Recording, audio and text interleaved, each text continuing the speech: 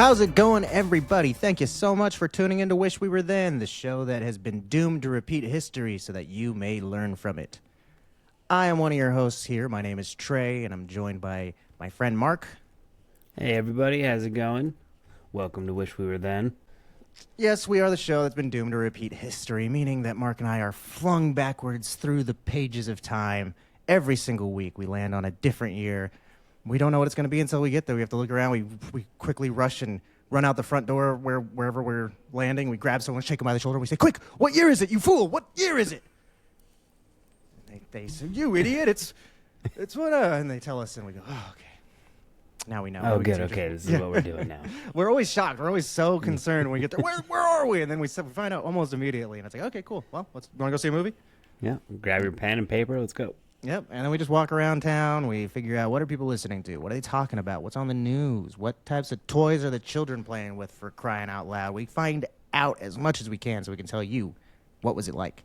You ever wished you were then? Well, consider us your personal genies granting that one wish, but every single week. So you get unlimited wishes as long as that wish is always, what was it like back then? We have a nice year today, I think. Yeah, I think it's going to be a fun year. There's a lot of stuff going on for sure. Yes, there is. A lot of stuff that I had to pass over, had to walk by, couldn't look at it. Yeah. But, Couldn't be tempted. yeah. You go, okay, I've already betrothed myself to another fact. I can't indulge in this one. And I found myself writing. There's a couple of stories that I have like a ton of information on. I was like, you know what? I'm just gonna have to leave it at that and not get a bunch of little things, because there's a couple of things that really interested me that I sort of delved into. Okay, shall we set the stage for the year? We shall. All right. I think when you look at the lifespan of modern pop culture, you're talking about like from the 50s to nowadays, early on, it seems like the powers that be were very concerned with homogenizing everything and figuring out what do people like, and let's do more of that. You know, that was their job right away. That's advertising was new, and this marketing world was all, they said, oh, you like that song? Cool, let's just do that song again. Have that guy record it again with different words, and have that other guy record it with different words too. You know, you listen to 50s music, like a lot of it sounds, they literally were the same song, just with different lyrics, you know, over and over and over again a lot of time. Because they figured out that's what people liked. And then as time went on, technology improved, and artists were able to use those technologies to improve their art and take it to whole new places. Oftentimes, they're not met right away with people saying, this is going to be great. A lot of times it's, well, I don't know if people are going to like that.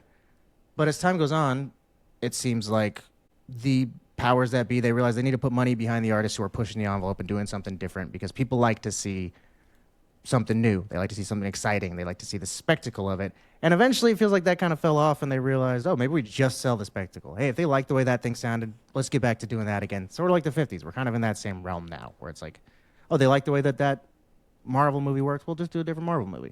And I mean, it does work. We're, kind of, again, back in that same sort of homogenized, everything sort of feels the same to a degree. Lesser so than the 50s, obviously, but you know what I'm saying. Anyway, I think for a period of time, though, it was, let's support and really praise artists who are doing something different and making something new and taking technology and pushing the envelope and changing the world with what they're doing. And I think we're looking at a year, the 90s was kind of the peak of that. That was sort of where it hit its height. The most money was going into the most innovative technologies. We're going to look at a movie this year that totally blew everyone's fucking minds when it came out. It really was groundbreaking, but it also was a great movie. It was helmed by a great director who had, he would have done a great job with this movie had he not been able to use all these computers. So, and we know that for a fact because he had done it in the past. Even sports this year, I'm going to tell you a story about the Super Bowl that goes to show, we've talked a little bit about this in the past, but it goes to show that same thing. The style versus substance, which is more important. But they did try to jazz up the Super Bowl this year, but they did so by going to an artist that also had a proven track record of being an actual celebrated artist, notwithstanding all the other shit that this guy did. We'll talk about it soon. You got a couple of guesses, I'm sure. So the year we're about to look at, that is, again, one of these years where a lot of money went into really cool art. And so we ended up with a lot of really cool shit that we're going to talk about this year. The year is 1993. Yeah, I think you made some good points. Definitely a spectacular year. Yeah, that's a good way of putting it. Speaking of like technologies and things along that line, Wired magazine came out this like in the beginning of the year. If you want to know anything about technology and things that are coming out, this is a magazine that you would go to. They called themselves the Rolling Stones of technology magazines. They coined a bunch of terms. Crowdsourcing was one of them. Yeah, I know that was something that, I think in 1993 it probably was like still very. Man, can you imagine? You know somebody who's like, that guy gets Wired magazine. What a fucking geek, like super hacker. But Yeah, back then, I mean, those were the only people doing it. But I know that when we were in high school and stuff like that, that was something where it'd be like that's where people broke news about important things that were coming out, iPhones and Wi-Fi technology, shit like that. I got a news story here. It's up at the top of the year. I mean, we always like to kind of cover the sadder stories. I actually have two that are pretty close together in the top of the year. But on February 26th, a bomb exploded in the basement of the World Trade Center. And this explosion, I mean, it was a massive explosion. If you look up the pictures of it, it was crazy how devastating it was, and the fact that it didn't knock the buildings over. That was the plan, was to damage the, foundations, and then the buildings would topple one into the other, killing everybody involved. But it did not go according to the terrorists' plan. Yeah, it was 100-foot crater, and it went several stories deep and even several more stories high. So it exploded like up and down, basically. Yeah, it went through 4 sub-levels of concrete. So like the actual like flooring levels blew through 4 different ones of those. And the smoke reached all the way up to the 93rd floor. So then people like running down because then the elevators went out. Power was lost to the building because of the explosion. So people had to flee through the stairwells. And then people got a lot of smoke inhalation injuries because of all of this. The blast itself killed 6 people, 5 Port Authority workers, and one businessman whose car was parked in that part of the garage. And then it injured 1,040 or so other people. So most of the other injuries happened because of the smoke inhalation and things like that, or firemen and things who were fighting the fires and stuff of that nature. So, yeah, it didn't have a really. Luckily, there weren't that many people in the blast radius to get killed by it, but it was just a gigantic explosion. These guys, they put a urea nitrate bomb, allegedly, into like a cargo van, and then drove it down into the public parking garage, where then obviously they detonated it. Hundreds of people were trapped in the elevators because the power went out, including a group of 17 kindergartners who were trapped for 5 hours. Dang. Thought that was really sad. Poor little babies. Super sad, right? Ramzi Youssef was the organizer. He said it was a retaliation against the U.S. for their support of Israel over Palestine. So the motivation they got from anybody that was involved, that was kind of the only person who said anything. They asked him about religious affiliations. I think they were trying to kind of figure out if they could pin it on that. He didn't ever tell them what religion he ascribed to. He just said, this is about Palestine and Israel. That's what this is about. So good on him for keeping his mouth shut, get his point across. Yeah, I tried to look up the terrorist organization that was like pinned to it. I thought for sure that there would have been one. But yeah, I couldn't find anything. I read the FBI file and stuff, and I couldn't. Seems like they were mostly on their own. These guys. Yep. They were operating under a guy who was known as the Blind Sheik, and he was. I don't have a lot of information about him written down because he wasn't really the organizer, but he was sort of the person that they all used. Like he was a religious figure in I want to say New York at the time, and so immigrants would come and they all sort of gathered around him, and that's sort of where these guys met each other and were getting into. Into contact with one another, and where Youssef was sort of planning everything out of. So yeah, it kind of seemed like it was a personal vendetta that they had. They all felt this way about the U.S. involvement in politics in the Middle East, and sort of did that. It did seem like there was some attempt to kind of say, oh, it was orchestrated by. They tried to implicate the Iraqi government, but they weren't able to do so. So it seemed like the U.S. government was looking for ways to pin this and sort of drum up support for a war in the Middle East, possibly. There was a lot of effort to try to figure out if there was a bigger organization when the guys at the base level were saying there wasn't. So we don't know for sure, but because it could have come from somewhere else. They might have just been looking in the wrong place is also kind of my point. Mm-hmm. If you're looking in one direction and you're not finding that evidence, well, you got to widen your search because now you're just, blinding yourself. You know what I mean? Yeah, but then like you said, if you're trying to drum up support for a war, grasping at straws and like, well, maybe these guys did it. Probably Yeah. isn't the best thing to do, you know? Here's some more information about that. Honestly, there's just more of that information that makes you start to wonder about these sorts of conspiracy theories out there because who knows? But Imad Salem, who knows? I don't know. Salem. I mean, just make a fucking decision, and that's how I'm gonna pronounce it. Ahmad Salem. That's how I'm gonna pronounce that name. He was an Egyptian man who had come to the U.S. and became an FBI informant. They basically, I think he worked at like a hotel or something, and he was a doorman. They tasked him with looking at these Russian mobsters as they were coming in, and he basically told them, "Look, I know this guy who's way worse, and he's going to do something way more fucked up than these Russian mobsters are." He knew about the blind sheik, and so he started putting them in that direction. And according to him, and he had taped hundreds of hours of calls. Where those tapes are, nobody seems to know. There's really not any even information about this guy past a certain point, but he said he testified that the FBI supervised the building of the bomb, and that there was a call with the supervisor where the supervisor decided against using fake powder that they were going to put in the bomb to trick the terrorists into thinking they had a real bomb. So the initial plan was, we're going to help them build this thing, but it's going to be fake. And then he decided against that and gave them a real bomb, according to this FBI informant, who tipped them off beforehand that this bomb was going in there, and was one of the key witnesses that put away Ramzi Youssef. But, part of his testimony is the FBI was in charge of this. So who freaking knows? Yeah, like I said, no information, though. That's it. That's all the information that I could find. I've never heard anything about that. And I had to dig it around and stuff, and I kind of found some stuff. He was in witness protection for many years after that, and really not a whole lot of information about. Still alive?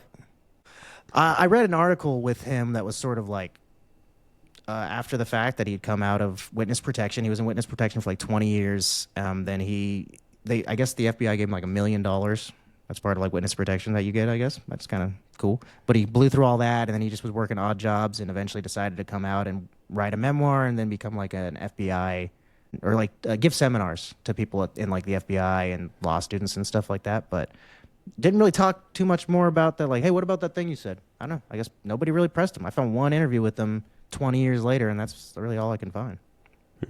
Interesting. Right? I guess in those couple of years till 9/11 happened, nobody asked questions. Yeah. And then all the conspiracy theories came out. Right, and it's weird that it isn't. None of this is brought up more in conjunction with that. Even by like conspiracy people, you think maybe it is. Maybe it's like right there, and people. It has to have been being. I don't know. It feels like there's got to be some level of suppression there for this not to be the obvious thing that everybody who has a conspiracy theory would go, "Hey, remember a couple years earlier?" Well, that's probably what Alex Jones was basing it off of. He called 9/11 like 6 months before it happened. Oh, I didn't know that. So, I mean, this is probably where he got some of that information or some of those aspirations, at least, just to think of it. Yeah. Oh, and also my other thing I want to say about this song is it always confused me in the Biggie Smalls song where he says, blow up like the World Trade. Because it was done in the 90s? Yeah, as when I was old enough. I mean, I didn't really listen to Biggie as a kid, so I didn't I clocked that line, Sure, I heard it. But no, but you knew the song was from the 90s. Yeah, when I got old enough to really be listening to it, and I was like, whoa, what the fuck? How did he, that made me go what? Did he have inside information? It's like, oh no, he's talking about the first time this happened. So in case you ever heard that song and wondered what he was referring to, this is what he was referring to. So this is why I knew about this bombing beforehand, was because as a kid I was like, what does he mean? Was Biggie Smalls a sage? On February 26th, the FBI would raid the Branch Davidians cult compound in Waco, Texas. The goal was to arrest the leader, Vernon Howe, otherwise known as David Koresh. There had been reports of the compound stockpiling weapons, and Koresh had fathered children with girls as young as 12. Mm-hmm. They were not able to arrest Koresh in the initial raid. It turned into a firefight immediately with 4 ATF agents dead and 16 wounded. The standoff lasted 2 months. Yeah, that's crazy. And then on April 19th, Janet Reno, she was actually the first female attorney general. Okay. And she would have the ATF go in with tear gas into the compound. They arrested Koresh, but the attack started a fire in their compound that killed 80 of the cult members. Yeah, it's pretty bungled siege Yeah. by the 2 months. FBI How you and gonna the let that go ATF. on for 2 months before you throw gas grenades? You gotta let it Yeah, off. I mean, Like, well, and it's crazy. maybe it's gonna start a fire, I guess. Well, that's so this as far as the fire stuff goes, the Department of Justice they maintain that it was started by the cult.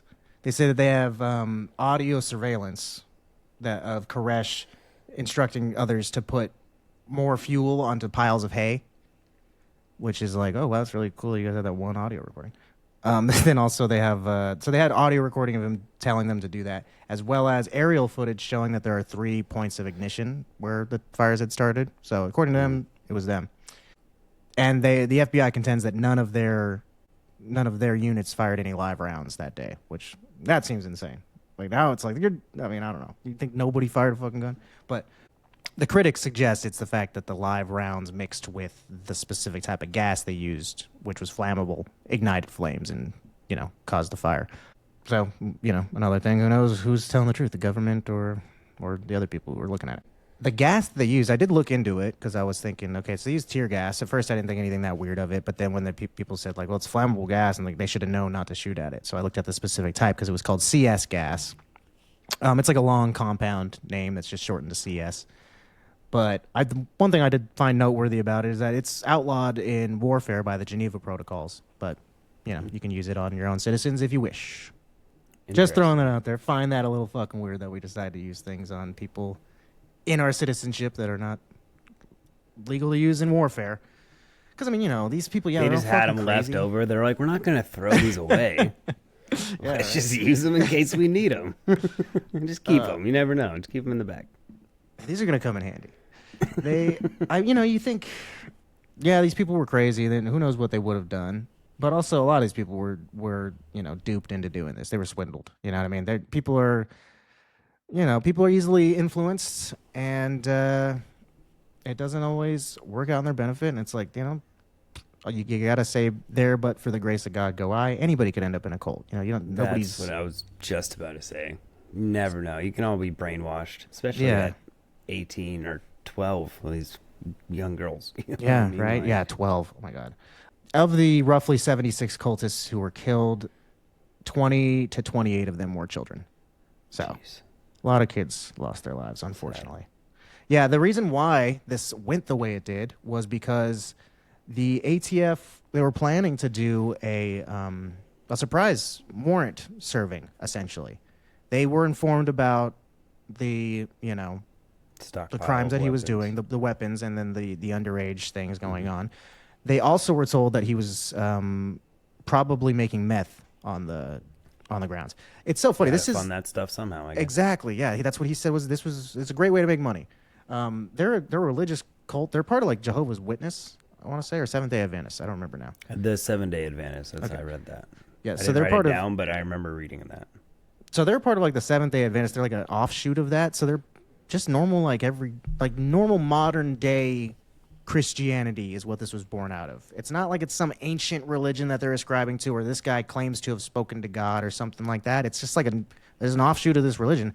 And really reading about David Koresh, it's like he was a sleazeball. It's not like he was a prophetic holy man that they fell for. It was like he was a fucking weird creep that they all just like, ugh, this guy, he's like, was drunk all the time and just like cussed a lot. And like one of their other leaders, like it kind of reminded me of the story of the Jane Goodall chimps, the way that there was like a death and then the two tribes split apart. The same thing happened here where there was a person in charge who she had a son. There was a guy in charge. He died, left it to his wife. She was now the one in charge of the cult. She was looking for her successor.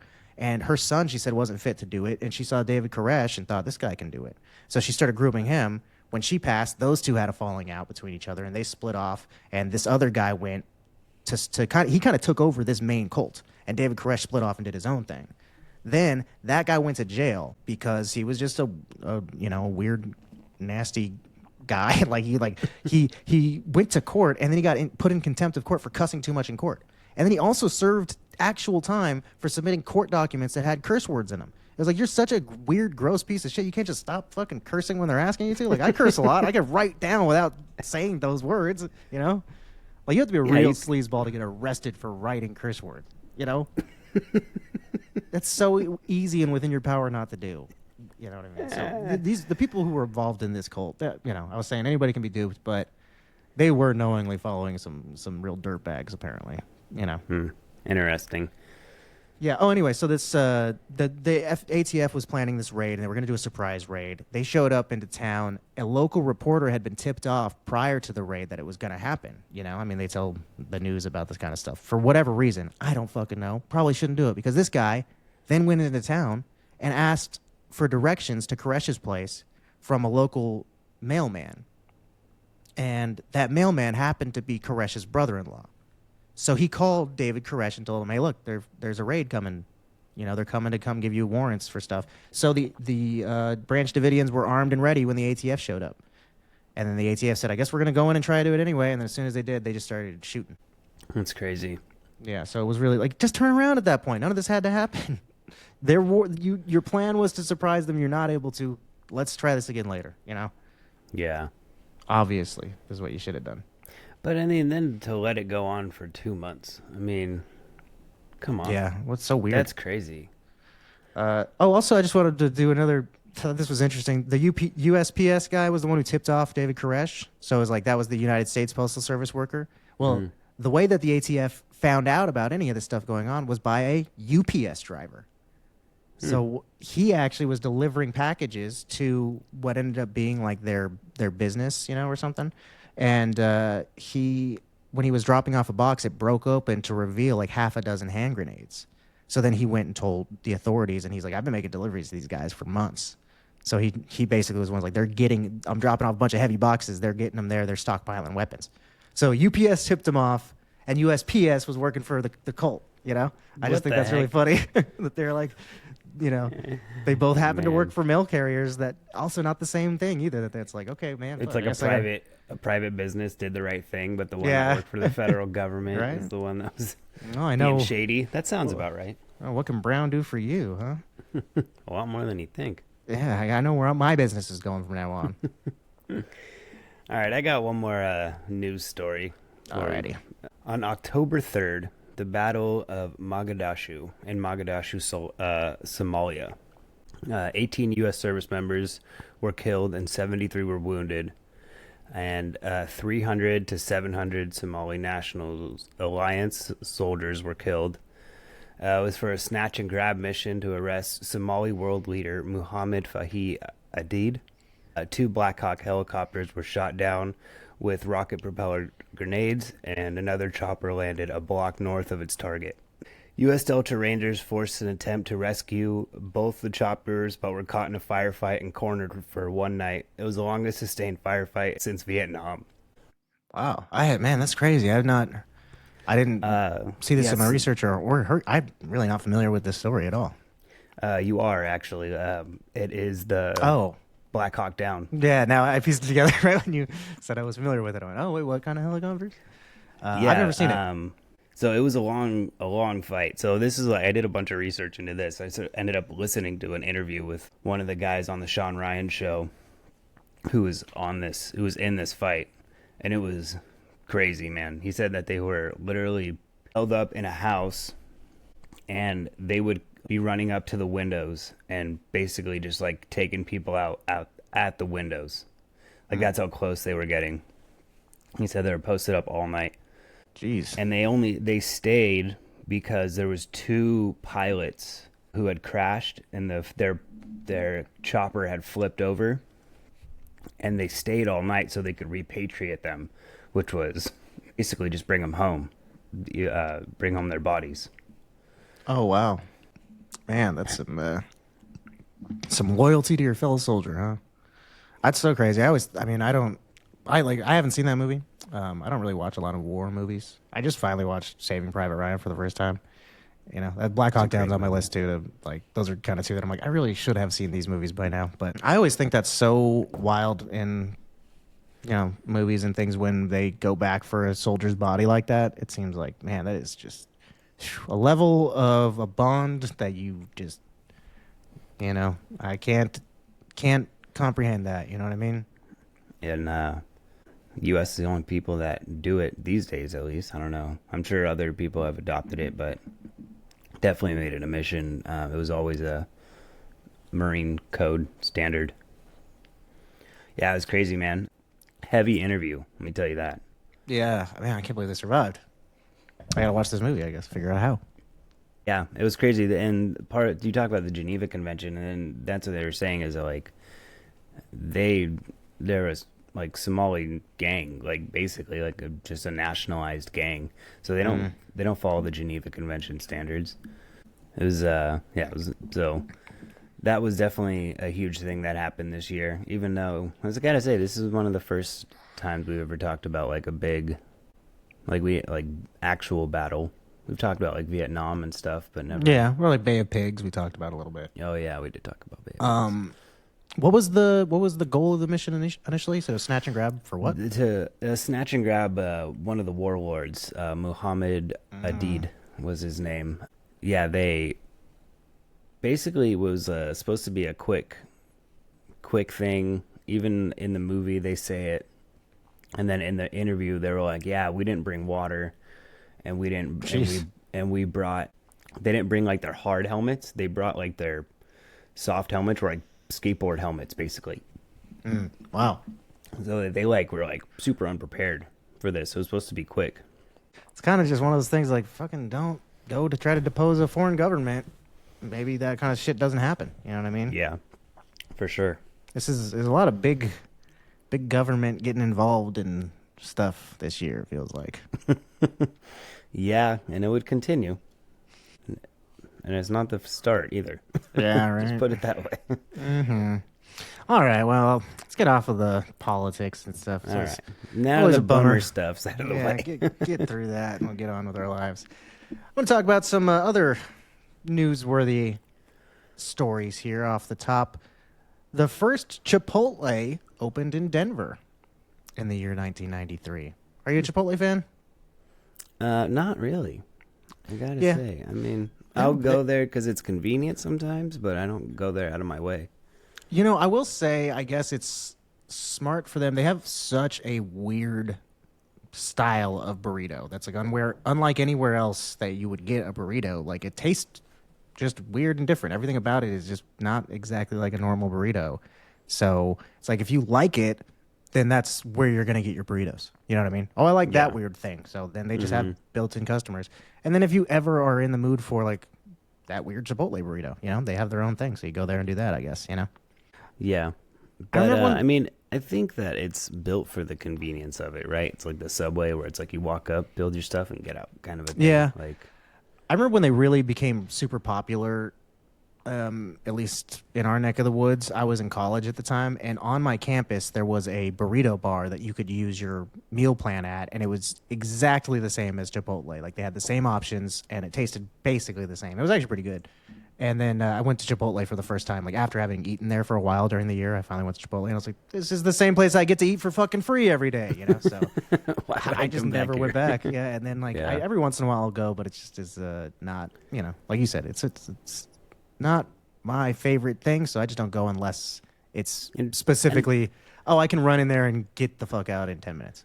well, the thing is, I get it too, but I live in Southern California, so I can go get a good burrito really anywhere. That's a good point. I understand if you live in Missouri and Right. you're like, dude, you got to check out this Chipotle place. You know what I mean? Yeah. No, it's Not I always everyone talk has that about option. So, I mean, what is the Mexican food like in your neck of the woods, Trey, these Well, days? now I'm in Texas, so it's great. You know, I'm in San But is Antonio. it's not the same. I've No, never yeah, had, it's a different- it's different true styles of- Tex-Mex. Yeah, I mean it's just slightly different, but there are differences in the food. I mean, like one big weird thing is that there's no breakfast burritos here at all. No one makes a breakfast burrito. Everywhere makes breakfast tacos. Interesting. A subtle difference, but there's literally not a Start a single food place truck. that does a burrito. You know, Start a food truck with I feel like burritos. it's something that people have brought up, and there's like a weird sense of pride about their tacos in Texas. They like that. They think burritos is the wrong way to eat breakfast stuff, and I'm just like, I don't know. The tacos is just not enough of it at once to me. Just all the shit's falling out the back. Like it's not, you know. I don't know. It's weird. Weird little subtle things, but definitely not exemplary of the difference in Mexican cuisine. We talking about like Americanized breakfast foods, but Yeah. Yeah, there's even the fast food versions of things are different. So Mm. there's a lot less places that have like cheese and lettuce and tomatoes on tacos out here. There are a lot more like true Mexican style tacos. You know what I Gotcha. mean? Where it's Yeah, like like onions and cilantro and cilantro and lime. yeah. Yeah, which I prefer that anyway. I don't really like eating salad with my tacos, but And sometimes I do. You know what I mean? But that's the thing is like you wouldn't mind going to Chipotle for that because you yeah. get all that Well, stuff. I like that with like if it's like a chicken, I think that sounds like nice and refreshing. It's not really Yeah. necessarily the same thing as a burrito though. So, Yeah. just like pizza, Italians aren't like, Domino's, you know what I mean? It's like it literally is not the same type of food as pizza is in Italy. The Or crust like is, a mom and pop shop anywhere that's doing like brick oven pizzas. You yeah, know what where I it's mean? like the dough is different consistency, it's shaped differently, like the toppings are different, the sauce is a different flavor, and Yeah. yeah. So I mean, I think Chipotle is sort of the American burrito. All right, I got another fast food thing. Okay. McDonald's Super Size Me option had a cross promotion from the 1993 Jurassic Park movie, and they called it Dino Sized. And it was such a success that after the movie left theaters, they kept the option and renamed it under the name Super Size. Oh, so this is where supersizing started. Yeah. Oh, wow, that's cool. I thought it was like a bigger version or something. Like we got supersize and then dino size. Oh, that's wow. Okay, so supersize wasn't as long around for as long as I thought. I feel like I'd- that tracks for me. I feel thought like it it was was come still out in a like the new- '80s. I feel like it was still a new concept because I remember arguing with my sister when I was probably like 7. Like, I can eat a whole supersized meal. Yeah. She's like, no, you can't. That's so funny, man. I totally thought it's funny that as a kid I remember being like too intimidated to step to a supersized meal. Like, oh, I don't know. I can't eat all that. I know my limits. Another fast food thing here. Jack in the Box. There was a huge E. coli outbreak. Ooh. And I think it started in 93 and went on for like a year or something like that. Damn. It ended up killing 4 kids and infected 732 people What in was total. it that was infected? The Monster Burger was on sale. And this was an extra large patty, essentially. Due to the high demand of this burger, it was being undercooked. They weren't fully, sanitizing the meat or whatever, getting it clear of Bringing its it to the right parasites. temperature to get. Yeah, and they had received meat that was tainted with E. coli, possibly, is sort of the breakdown of everything, and they just didn't cook it to a high enough internal temperature. They cooked it to the federal, according to one of the ones in, this happened to 73 Jack in the Boxes across the states of California, Nevada, Idaho, and Washington. And at least in Washington, I got some information that they were cooking it to the federal guideline of 140 degrees, as opposed to their state guidelines, which were higher. And if they had cooked it to their own state guidelines, they would have actually been fine. But they were going for like, this is legally as little as we can cook it before we shove it out the door. That's what we're going to do. So Yeah. I think maybe if it had been a smaller piece of meat, the chances of this with an internal temperature that's lower are less than, but this Yeah, is just a that's big probably why I volume didn't- of undercooked meat, Yeah, that makes sense. Dang, that's crazy. You Yeah. know what? I gotta say, Jack in the Box has the worst burgers out of any fast food Quality restaurant. wise. Yeah. Like I like Jack in the Box, but I'll get anything else. Chicken sandwiches, the tacos. Like I'll get anything except the burgers. Yeah, their meat like is mealy. It like comes apart weirdly. It's almost like Yeah. if you like smush a hamburger patty and like spread it out, you could paint something with it. It turns into paste. Oh man, hey, it can be $1 million painting right there, Trey. Remember the banana with the on the wall? That's a good idea, actually. Oh, that would have done some big numbers like 20 years ago in the health food craze and stuff like that. Everyone's all Oh, worried yeah. about like the Get pink us- slime and things. Yeah. Get the extra large patty and the supersized fries and just Yeah. smear them all over. Jack in the Box E. coli patty with obesity fries on the side. Obesity. Let's get out of the world of the food and into some technological developments that the world saw for the year of 1993. I just have a couple things. They are pretty milestone invention type deals moving forward. PDF format debuts this year, as a way to sort of bring everything together and give it a consistency, to give consistency to files across the web, make them able to be read and edited across different platforms and different sorts of, computer operating softwares. Before PDF came out, anytime you open a document, it might just reformat itself because of the fact that it came from a different, source than what you're looking at it in. So PDF sort of struggling to find a word different than homogenized, because I use that in the opening and it's a very specific word and it's going to sound weird if I use it again. I think it, standardized. That's the word I'm looking for. So it sort of standardized files across different devices and formats and things like that. And, obviously, world wouldn't exist now. We couldn't edit and look at documents on the computer. Like, that actually did, help. Yeah, for sure. Also, made the world a lot smaller, because now you don't have to be immediately around each other to share information, Yeah, for sure. Speaking of which, the other huge invention that I have written down for this year is the Mosaic web browser came out and basically popularized the internet. Before this, it was something that was extremely difficult to access. You had to be a computer wizard. You had to know how to get on there and to hack the mainframes and get through the firewalls and, just whatever, like fucking old-timey computer hacker type stuff. Like, you really had to know how to know your way around a computer and stuff to use the internet. And this was it was installable by amateur computer owners, so that just immediately made it the first time that most people could get on the web. And it was the first browser to ever display images inline in the same page as text. It used to be you'd get text on one window and then the image would be in a different window. And so this brought everything together. Well, I guess that's the basics of what you think about the internet is, right? Like, if you make an HTML, your goal is to, have pictures and text all in the same page. Mm-hmm. Like, that's what you're making internet pages for, right? Like, yeah, you can have a book, essentially, and just have, Microsoft Word. But when you think of, what the internet basics are, they're articles or whatever that have both images and text. And I mean, this is also something that's hard to conceptualize, I think, for people now, where the internet is something that you go on. Oh, it's a browser. You go on, you go to Google, and then it brings you to web pages and things like that. Like, this predates any of that idea. Like, there weren't web pages because there weren't web browsers. It was like there was information that you accessed, and you it displayed information that was stored on the internet for you. It was like newspaper articles, basically. Yeah. It was a very much what everything was. Mm-hmm. And maybe files. They're just like a file existed out there. Mm-hmm. And you had to figure out how to reach it. It wasn't like it was on a page with a link and you went to download it. It was part of something else. Like that, it just was out there. They just figured out how to store it. So very, very, like I said, conceptually different than what we're used to. It was released in January of '93, so right at the top of the year. And it lost market share to Netscape in late 1994. So it basically only lasted for, the better part of 2 years.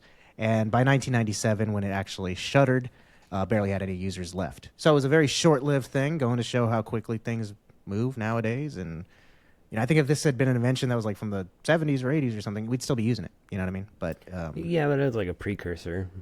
Yeah. But I mean, if just in the terms of if they're specific, I think the internet is just something that is moved so quickly that it just automatically, they left this guy in the dust. They didn't keep working on this one and making it better and better. They just went on to the next best thing. You know what I mean? Yeah. Mm-hmm. Another one that I hadn't written down, but is sort of in the similar vein, is that there's an editing software that was used for the first time this year on kind of an obscure movie. It was it ended up not really being worth it to me to write it down. Now I'm talking about it, but essentially they still use the same editing software today. But they've been just kind of, it's not Final Cut or whatever. It's like a precursor to that, and it's like a beta.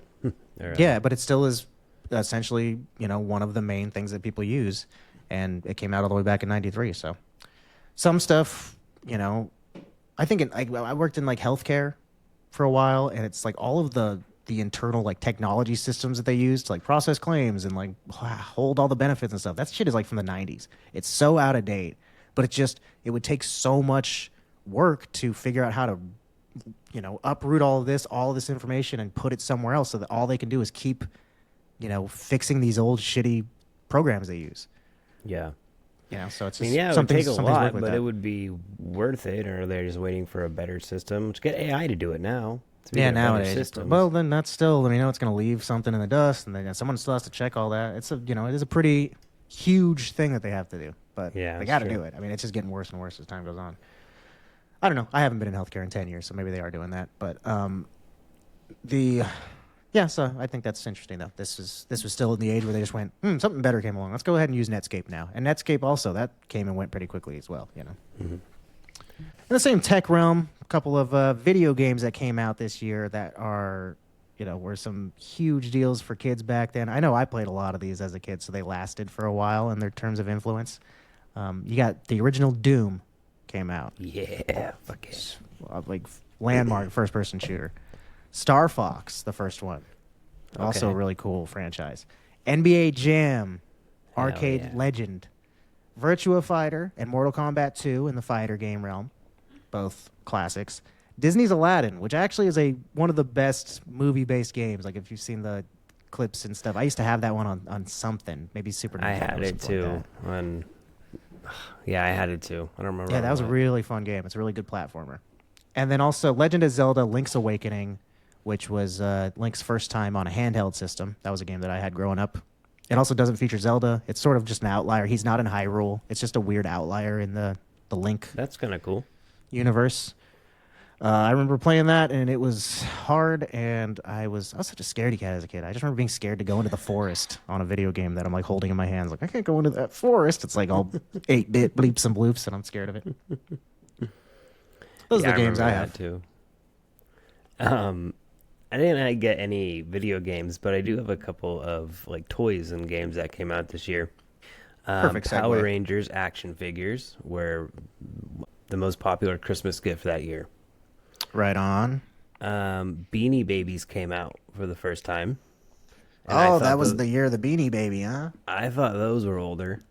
Yeah, I would have thought thought- they came. Oh, I know the Beanie Baby Fever was a little later than this, but Yeah, because I mean, yeah, I guess you're right. Because I vaguely remember that everyone. oh, I having was them. in it. I was in it. I was definitely a part of the. So I was old enough to have been buying them. So I had to have been, 4 or 5 at least. So I know I wasn't. It was, a couple years after this they really took off. Yeah, for sure. And Magic the Gathering card game. Oh, wow. Came out. I I've never- would have thought that was older too. I've never. Yeah, you would think. I've never played it, but super popular these days. They have a whole like Comic-Con kind of convention style thing for it. That was another thing that I remember my friends getting them and getting involved with, and I was like, I don't know, I don't really think I would be that into it. Sort of like the Dungeons and Dragons thing, but I was like, I don't know. A lot of people are doing it. It seems like the cool thing to do. So I finally was like, hey, Mom, I'd like to get a pack of these cards, I guess. I think I'm going to try to get on board with the trend. And then she saw them and she's like, no, you're not getting those. That goes against. I gotta say, I don't Christian think I even values. heard of these until I was like in eighth grade. Oh, yeah. I think my friends some of my friends started playing it. But yeah, I never had it, never got into it. Never even seen anybody play it. I just knew like one group of dudes that played this specifically, And so it was like, hey, if I'm going over there, I'm going to have to play these Magic the Gathering cards. Same place that I remember going over to their house one time and playing Grand Theft Auto. That was the house that I'd go over to. Cause Yeah, Trey, how'd they turn out? I'm just kidding. Okay, got any other toys? Nope, that was all the ones I had. All right, so you're sitting out there, you're playing with toys. Well, adults like to play too. And what do they play with? Their balls. We're going to talk about sports. I usually don't have too many sports stories, but I do have one, and it ended up being just way more interesting the more I got into it. And it tied in really nicely with something we've talked about previously, and I was very happy about that. So, the Super Bowl. It was held this year at the Rose Bowl in Pasadena. It's the last championship game that's ever been held at the Rose Bowl. And the last championship game that's ever been held in a non-NFL stadium. Because I thought that was weird. When I first read it was at the Rose Bowl, I was like, that's really weird to me to hold the Super Bowl at the Rose Bowl, Seemed random. Why not at like one of the stadiums of the teams that are in California as opposed to just this random stadium out in the middle of nowhere, right? But I mean, it's, a storied stadium. It's been around for a long time, but they don't use it anymore anyway. This year, the Bills lost the Super Bowl, which gave them the distinction of being the only team to ever lose 3 Super Bowls in a row. Dang. They went the next year to be the first team to ever make it to 4 Super Bowls in a row. Also hold the distinction of being the only team to ever lose 4 Super Bowls in a row. Jeez. It's like, damn, how can you be an amazing team and also fucking not able to close like that, man? Dude, that was Phil Rivers his whole life. Yeah, right. So when we spoke about in 1983 that Martin Luther King Jr. Day was created, that was what you chose as your favorite thing of the year. You kept it, which was a good choice because otherwise this story would have also disappeared. Because we spoke about how we were like, oh, I wonder how long it really took for people to adopt it and for it to become a part of normal life. Because when we grew up, it was something that everybody was on board with. Martin Luther King Jr. Day was a part of life, and we all knew about it. But before 1983, how many people were taught about him, and what was the sentiment like, and was everybody on board with it as it became a holiday? Well, I'll tell you who was not on board with it. That was the Arizona State Legislature. In 1983, the day was created, and it was going to be first observed in 1986, by which point most states had adopted it. Except for Arizona, they were one of the outliers who had not adopted it. Governor Bruce Babbitt issued an executive order to create the holiday after the state legislature had voted against it. When his successor, Evan Meacham, came into office, he rescinded that executive order as saying he shouldn't have been able to come in here. He had no authority to come in here and make a holiday. Plus, he's quoted as saying, Martin Luther King does not deserve a holiday. So it wasn't just, hey, he doesn't have authority, but also, I'm not giving that guy a holiday. So that sentiment that we spoke about was not universal. There wasn't just everybody was excited that this was being something that was observed. Well, you know who didn't take too kindly to that was King's widow, Coretta Scott King, along with a little buddy of hers by the name of Stevie Wonder, who then spearheaded an entertainment and convention boycott of Arizona. They said, okay, so you guys aren't going to do that, then we're not coming here anymore. No more, definitely no more black artists, but we're going to go ahead and make sure that nobody comes and does anything in your state anymore. Meacham, for his part in all of this, outside of... Meacham was impeached and removed from office in 1988. Not related to this. This guy just turned out to be a piece of shit on his own. For obstruction of justice and financial crimes. So when he was taken out, the legislature finally approved the holiday in 1989, but they had to wait for voters to ratify this movement. At this point, finally, Phoenix was, selected under the condition that the voters vote this into place, that the holiday becomes a holiday.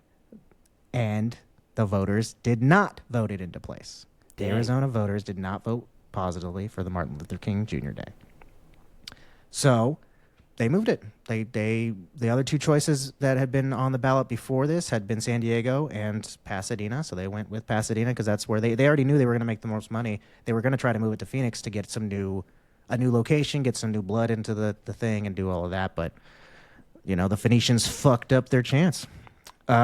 So eventually they were selected as the host for Super Bowl 30. If the next time the vote came around, it went positively. And then the next time, finally, it did. They ratified Martin Luther King Jr. Day. And in 1993, they were chosen to host the upcoming Super Bowl 30. So, came right into one of the conversations we had that, not everybody was on board with Martin Luther King Jr. Day. And, moved the whole Super Bowl because of that. Yeah. Good on them. Good on everybody involved in this to be like, no, fuck you, man. We're not doing business in Arizona then. I mean, yeah. The NFL, what percentage of the players do you think is black, Right, especially, yeah, for sure. What the heck? Yeah, that's crazy. And good on the artists, too, for doing that, going out of the way. Mm-hmm. Stevie Wonder, and I'm sure plenty others, too. Mm-hmm. That's, really cool. I mean, good story because of the fact that it ended positively. I'm happy about that. The other interesting thing about this Super Bowl that is also extremely noteworthy, and we've talked a little bit about this too, is that the prior year, in 1992, there was some counter-programming that had gone on, which essentially is putting something up against the Super Bowl that should draw an audience. Normally you go, I'm not going to compete, right? You don't want to compete with the Super Bowl because it's going to be where everyone's eyes are at the time. But during halftime, a special episode of In Living Color premiered. in 1992, and everybody switched over and watched in living color, and then came back to the Super Bowl. So at that point, the NFL went, we need to spice up our halftime shows. We need to make people want to stay here on this channel. So in 1993, they booked Michael Jackson, which is the first time they ever booked a big, huge artist to play and be like this enormous spectacle. To go back to what I was saying earlier, even the sports world is like, we need to. It can't just be that these artists are like, oh, this is good, this is entertainment, because they used to have like marching bands and stuff like that, you know, and or just like folk band. They'd have like weird stuff to just keep people entertained during halftime. You know, we're here for football, but this is the year that it started to go, hey, halftime shows are pretty cool, and it feels like something that would have been always a part of football, but it's been an invention at least in our lives. Yeah, I mean, but I feel like didn't the Beatles do the halftime show? I don't think so. Let's see. I don't know. I thought they did. Paul McCartney performed in 2005. That's the closest we got. The Stones played, but that was also during our lives. Yeah, that was after. Huh, interesting. I don't know why. That's cool. Yeah, I mean, no, it's I don't really particularly like the halftime shows these days, but there were a couple of years I remember being a kid that it was, well, I mean, it still was a sort of a new thing, Like in 2003, it had only been going on for 10 years. So like the 10th anniversary of like a fun halftime show. So yeah, I remember it being like, it seemed to be, it got more and more important for a while until then eventually it just, everything that happens with everything. It goes up and up and up and then plateaus and comes down. But there was a point where it was like, oh, who's playing the halftime show this year? You would be talking about it. You know what I mean? Yeah. At least for a lot of people. Especially non-sports fans, and that's what it did, and that's what the point was, to get people to watch. Like, the halftime show became something that people watch.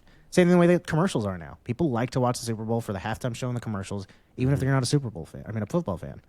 You go home, eat wings and drink beer and watch Michael Jackson perform. All right, I got one sports story that I want to touch on. The Mighty Ducks on March 3rd were officially recognized as an NHL team.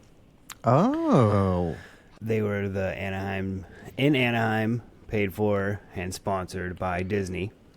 That's and so they were funny. based off the extremely popular Mighty Ducks movie. And they played their first game on October 8th, and they lost.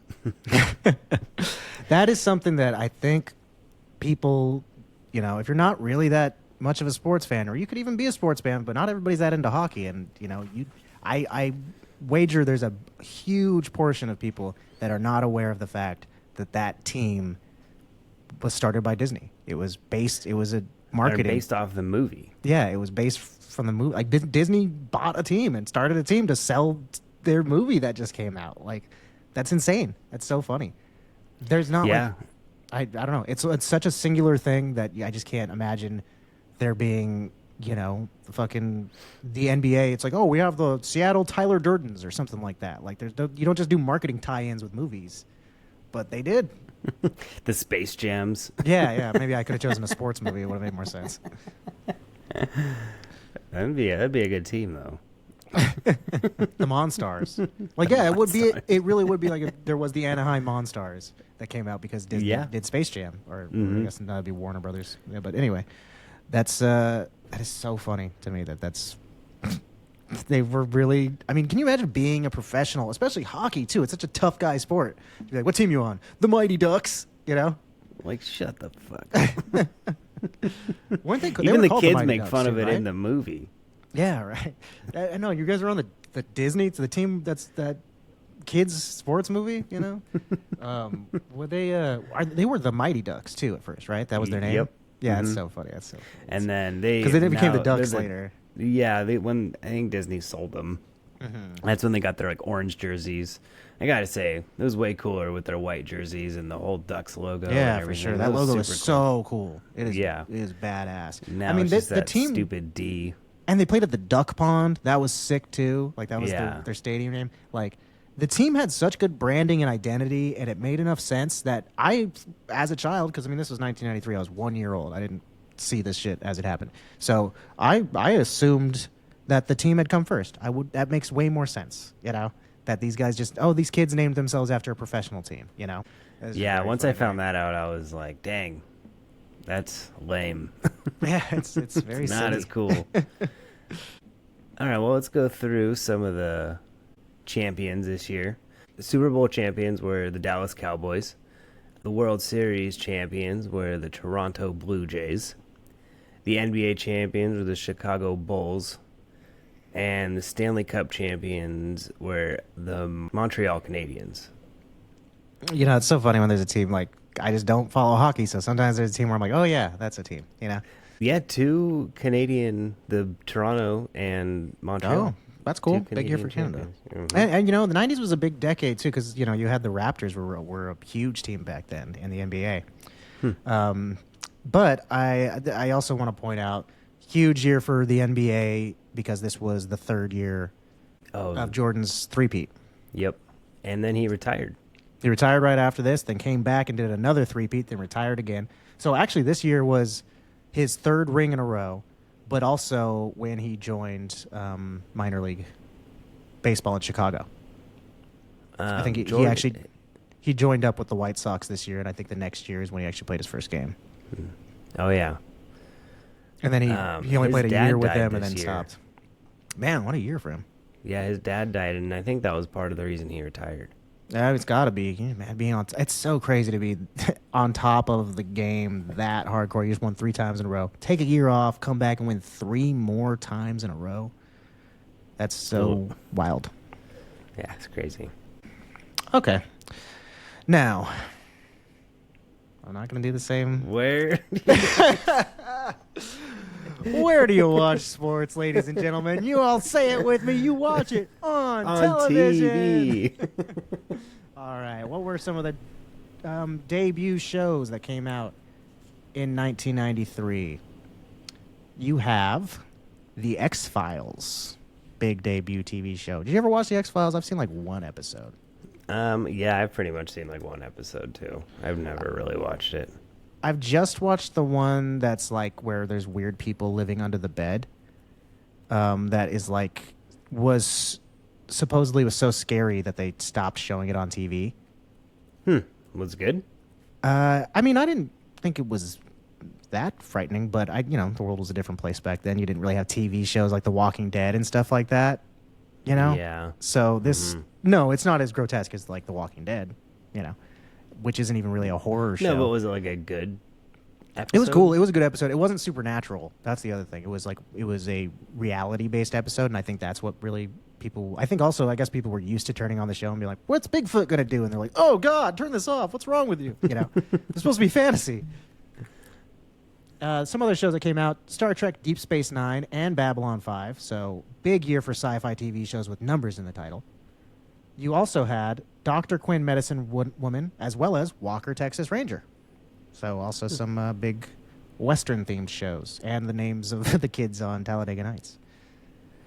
Remember that scene? She's like, we named him Walker and Texas Ranger. Oh, if we yeah, wanted yeah. to be sissies, we would have named him Dr. Quinn and Medicine Woman. And then some sitcoms, which were still a big deal in the 90s. Frasier, The Nanny, Living Single, and Lois and Clark, The New Adventures of Superman, all debuted this year. Lois and Clark's not really a sitcom, but kind of. But Living Single and The Nanny are 2 of my favorites, and Frasier's, people love that show. Did you say Boy Meets World? I mean, it's like a sitcom, right?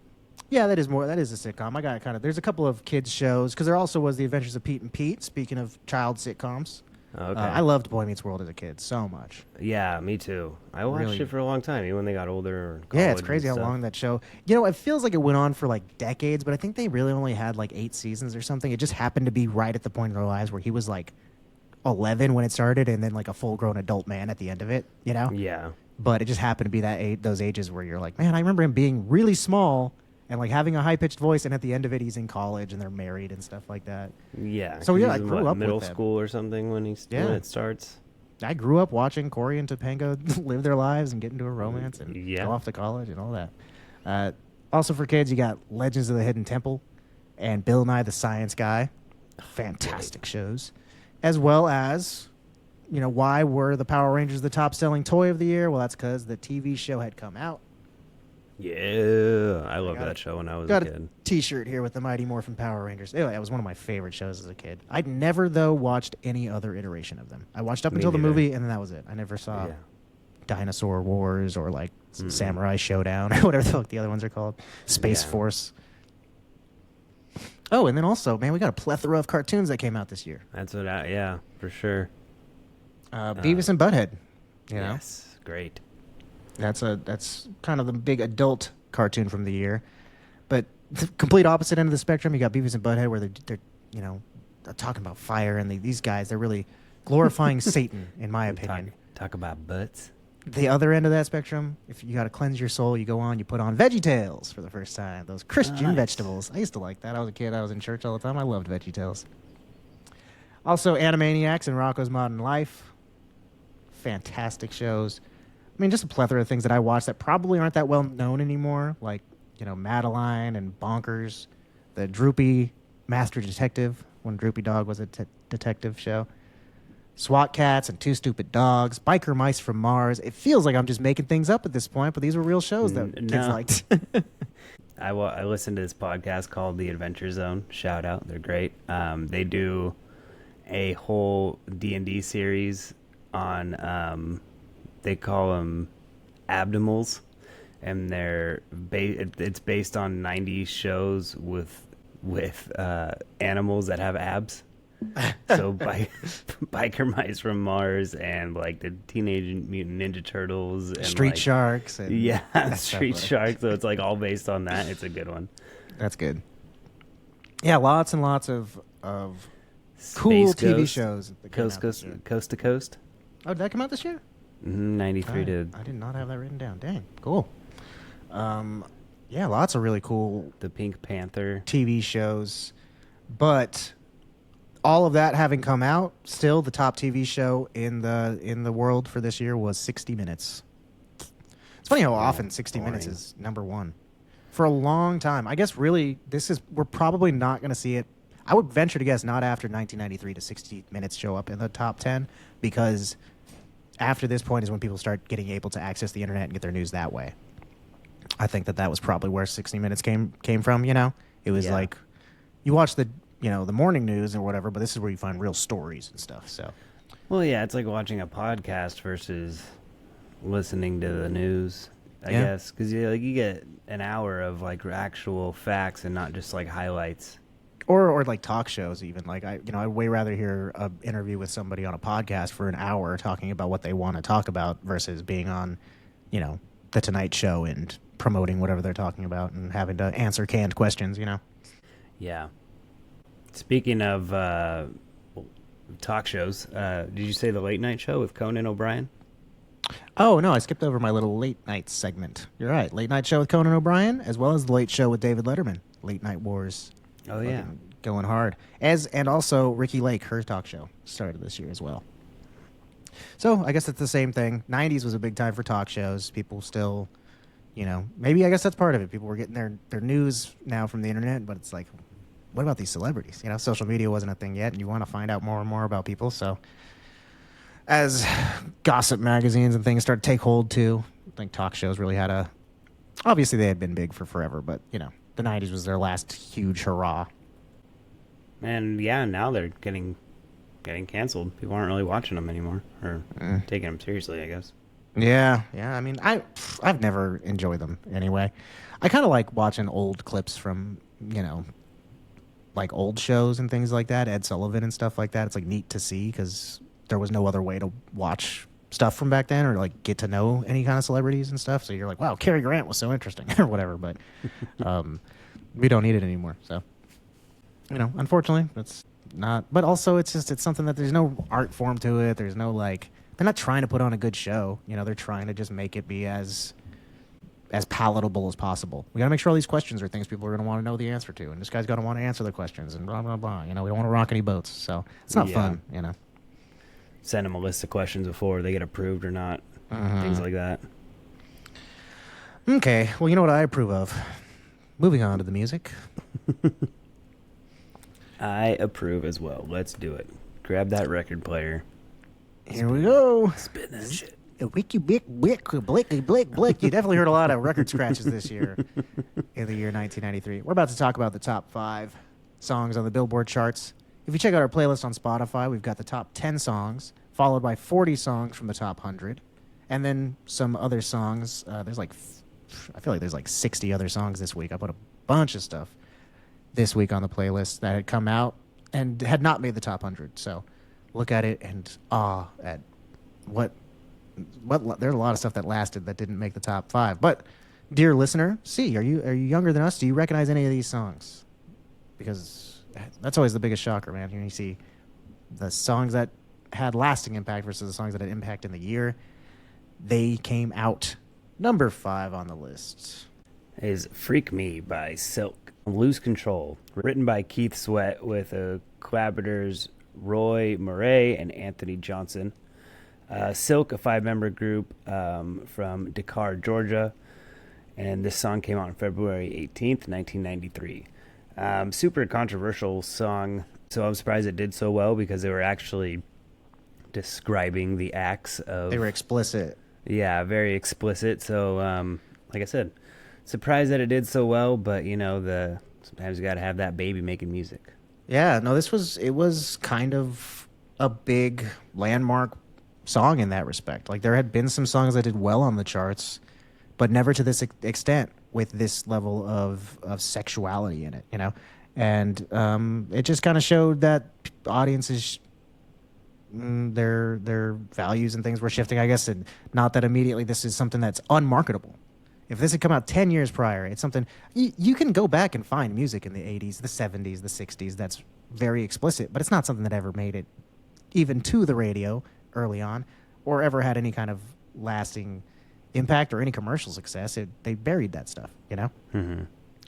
But, I talked about on a year, one of the 90s years, the 90s was really when we got extremely open about sex, as a culture. Like, this is kind of goes to show 1993, we're starting it off, and Freak Me makes the top 5. It spent 2 weeks at the top of the charts at number 1, but it also spent 10 weeks at number 2. So it was just a song that was in the public consciousness for a long time. So Keith Sweat was a prominent musical artist of the day. Silk, their manager, was married to Keith Sweat's road manager. So then at a 4th of July barbecue, they were all there at the same time, and Silk sang a song for Keith Sweat. And he was so impressed with them at this barbecue that he was like, "Hey, guys, come on the road with me." So they started singing backup for him. Eventually, they started opening for him.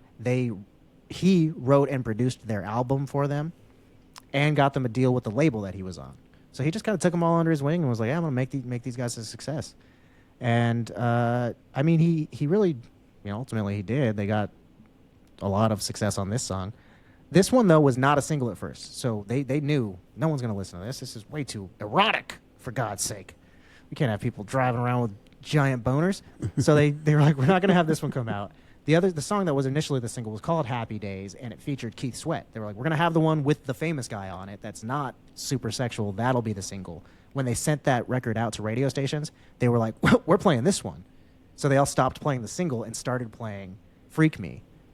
And then the Elektra, the record label, was like, I guess we got to release it as a single. So they did so, and it, blew up. Also, another thing that was interesting was it repopularized using freak like this in this style of like sexuality. It was a big thing in the 70s, Super Freak and La Freak and those types of songs like that. But it kind of fell off. It wasn't really in fashion anymore. And so they kind of were doing a cool retro throwback slang thing and repopularized it and kind of, stuck around for a while. Yeah, people still use it that way, for sure, after all these years. Yeah, and it is like, I wonder if they hadn't, brought it back, if it probably would have not necessarily come around again. Like I'm always shocked when I watch old movies and things, and the term ball was used for sex. I've never heard that before. Oh, we were balling. Yeah, we used to ball. Oh, sometimes, that girl will ball anyone. And it's like, we don't say that at all. It's not even, it doesn't hit your ear even in a sexual way, because that context has been removed. We decided not to keep doing that. And Freak very well could have done the same thing if it wasn't for Silk. So thanks, Silk. Sure. All right, moving on to number 4 on the list. We got That's the Way Love Goes by Janet Jackson. Song came out April 13th of 1993 and spent 8 weeks on top of the charts. Lead single off of her 5th album called Janet. This only took 3 weeks from coming out to hitting number 1. So it came out 3 weeks later, was already at the top of the charts, which is the second fastest rising single ever behind Can't Buy Me Love. Damn. So she's one of the most successful artists of all time. It always shocks me when I find out how, like, I knew Janet Jackson as being a very popular musical artist, but I thought, like, oh, yeah, she's Michael Jackson's kid sister and she's popular for that or whatever. But, man, she was, you know, as famous as he was on her own. Yeah, she had her own success, definitely. Well, her name carried a lot of weight, but at the same time, I mean, when Janet Jackson puts out a new song, I think people are going to go rush to listen to it, or single, album, however she put it out first. But, yeah, I think that probably had a lot to do with it. It just happened to be a song everybody liked, but I think everybody initially was like, we got to go check out the new album, you know? Well, and this was also kind of her switching up as far as she had been very careful to cultivate a good girl image up until this point. She didn't want to be, there was still stigma against people who went the other route, or, Madonnas of the world and stuff like that. So she was trying to be the good girl. And then at this point, she had just finished her contract with A&M and signed a new record contract with Virgin Records for an estimated $32 to $50 million, which made her the highest paid recording artist at the time. Damn. And so, she used the opportunity to be like, I'm going to rebrand myself, and, I'm an adult. She a lot of people don't know, she grew up as a child actor. She did a lot of sitcoms and stuff like that. So it sort of was, the precursor to like a Miley Cyrus type of thing, where it's like, oh, I'm tired of everyone seeing me as Hannah Montana. I got to break out and do my sexy thing now. Janet Jackson did the same thing, but it just took a lot longer for her to get to that point, Oh, and in less subtle ways. Then just a little bit of technological backgrounds on this song here. Not technological. A little bit of technical specs here on this song, just to get these information out there. It does sample two songs. James Brown's 1974 Papa Don't Take No Mess, and the Honey Drippers' 1973 song called Impeach the President. Thought that was a very fun, straightforward song. We're going to call this song Impeach the President. And this song won a Grammy for Best R&B Song. Killing it out there, Janet. I wonder what she's doing nowadays. I don't know. Speaking of Super Bowl performers, though. Oh, yeah. And being sexualized. Yeah, right. She just wrapped up everything we've been talking about all in one thing. All right, number 3. Fallen in Love with You by UB40 on The Promises and Lies, released on July 27th. Originally recorded by Elvis Presley in 1961. UB40 were asked to record this tune for a new film, Honeymoon in Vegas. This was UB40's biggest hit, and it was number 1 in the U.S. for 7 weeks. The guitarist Robin Campbell admitted, we weren't all that happy with the finished version, but we thought it might be used in Honeymoon in Vegas. We were going to scrap it, but we were working on it because we were working on a new album, Promises and Lies, at the time, and we were determined to not put out any cover versions on the album. Oh, wow. That's interesting. That's so funny that their other big song, and that was probably a conscious decision by them, because the only song that they're known for other than this one is Red Red Wine, which is also a cover, They're just the band that takes regular songs and makes them shitty reggae versions. I hate UB40. I really just, anytime they come on, I'm like, oh, God. I don't know. I don't feel either way about them, to be honest. It wasn't like I like this song. I wouldn't say I like their version of it, but it wasn't like, I don't dread them by any means.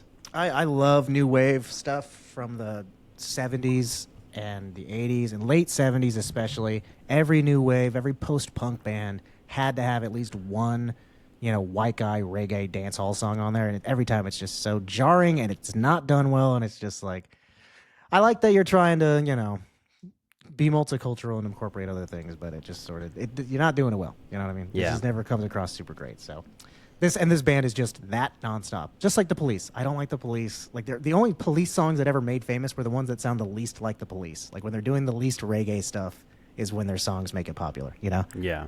Like Roxanne and stuff like that. But their regular songs are very, Yeah, I don't think of them as like inspired. a reggae band, but Yeah, you're kind of right. This song is the first single from their 10th album. Like, man, you imagine being around for 10 albums before you get your biggest hit. It's pretty crazy. I'm always shocked when people make, some kind of waves late in their career. It feels like most people get their big stuff out of the way first or second album, but to do it 4 or 5, 10 albums in, that's insane. Yeah. Well, it's a cover, so I guess they really never did it. Yeah, it's true. This song is, it was recorded by Elvis in 1961, but it was based on a song that's called Plaisir d'amour. It's a French love song that was composed all the way back in 1784. Jeez. Very, very old-ass song. And it was originally written from the perspective of a woman, which is why the first lines don't rhyme in the song. It's, why do fools rush in? Because I can't help falling in love with you. It should be, why do fools rush in? I can't help falling in love with him. So the song would rhyme, but it doesn't because they switched it up to be from a man's perspective. Gotcha. Another song that was really big this year was Informer by Snow. And I think that, which is the song where it's a white rapper who's like, Informer. Yeah. Which, it's just UB40 and Snow are masters at cultural appropriation. I think that's what it was. That people were interested in Jamaica, that idea of, island stuff. And a white guy's the easiest way to sell it to white people in this country. So, well, despite Bob the fact Marley that was huge before this. Yeah, but that's it, right? He was a novelty act that had come out years before this. So, there wasn't like something that people actually listened to. And so these guys were also novelties, UB40 came in and turned regular pop songs into reggae. So it took a song that audiences in America were familiar with and made it reggaeized, And nobody was listening to reggae or Jamaican rappers, you know what I mean? Snow was the only guy who sounded like that. So I think whether it's, outrightly negative or not, I do feel that that's what was happening. People were interested in this thing, and so they were being shown to it by someone that they were more familiar with, and it was easier to digest. You know what I mean? That happens a lot. And it doesn't mean that UB40 or Snow or have bad intentions for doing so, but they probably were just trying to show something that they liked about a different culture, Yeah. Every time I hear that song, I think of Jim Carrey doing it on In Living Color. Oh, it's so good. I mean, I always maintain he could be a musician if he had wanted to. The fact that he can rap that fast in that song is so impressive. And he has a good singing voice, I've seen too. him sing something, too. He sings like Beatles songs. I've heard him sing. That's what it was. Yeah, he's got a really good voice. And but that is very funny. It's called Imposter. You can look it up. It's from In Living Color. And the best, I like when he does the Popeye part. Oh, yeah. Where he starts rapping like Popeye. Puts his Jim Carrey. Number 2 is Whoomp, parentheses, there it is, by Tag Team. This song came out on May 7th of 1993. It peaked at number 2 for 7 consecutive weeks, but spent a total of 24 non-consecutive weeks in the top 10, which was a record.